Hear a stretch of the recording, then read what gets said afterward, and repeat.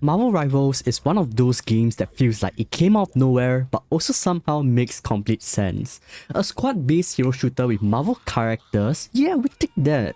But the real question isn't just, is it good? It's, does this thing run well on a Steam Deck? Because if you're like me, hero shooters just feel better handheld, especially when you're slouched on the couch, pretending to be productive. So, Marvel Rivals is a 6v6 third-person shooter where every match is basically controlled chaos wrapped in a comic book. You've got destructible maps, team out combos, environmental knockbacks, it's Overwatch energy but louder, flashier, and somehow even more unhinged. And that's important because that's where the Steam Deck performance conversation begins. Here's the thing, visually this game looks great.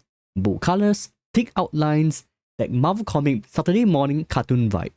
But on the deck's 800p screen, it actually pops out more than a 1080p monitor. But the moment you drop into a match, especially with large destructible objects breaking apart, you immediately start to feel the limitations of a handheld GPU. The good news is that the game runs surprisingly well for a modern hero shooter. But the bad news is, it can get messy.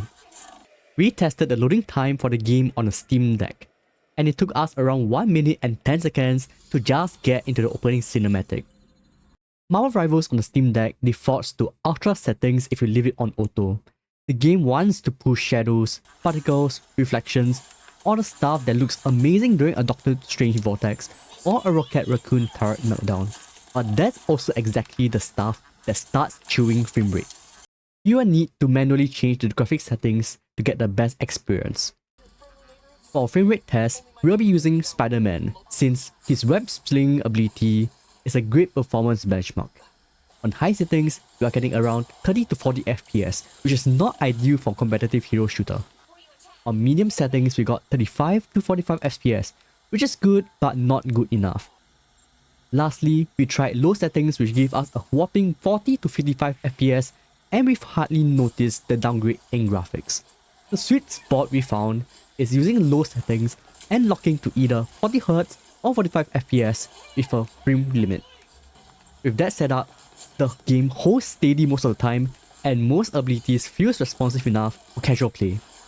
Now, the gameplay itself feels pretty great on handheld, but you do get occasional hitches when two ultimates hit at the same time.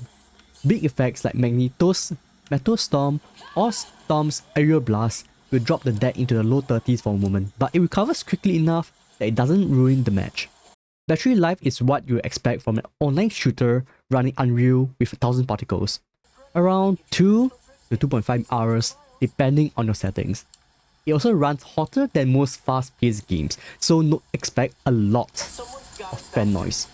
Not PS4 jet engine levels, but it's definitely audible. What surprised me is how playable the game feels even on low settings.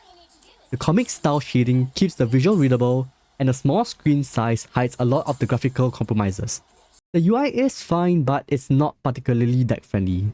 Some menus have tiny text, but once you're actually in a match, the HUD is surprisingly comfortable. Steam input also makes aiming smoother than you expect. A slight radial dead zone, gyro assist on ADS, and you're pretty much set.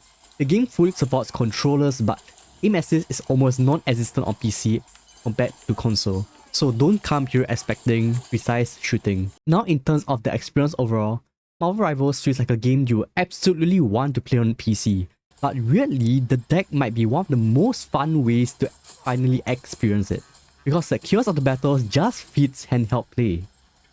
You can get in, blast some abilities, do some wall combos, and bounce out. It's the same dopamine hit as jumping into Overwatch on the Switch, except the performance here is actually much better and far more stable.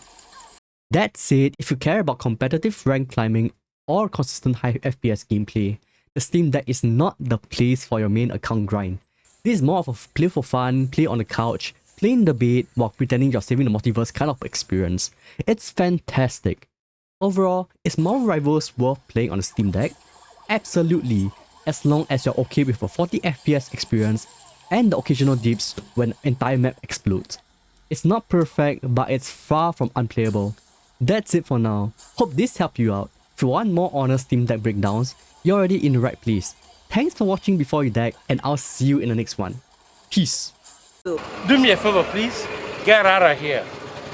Get out of here, man.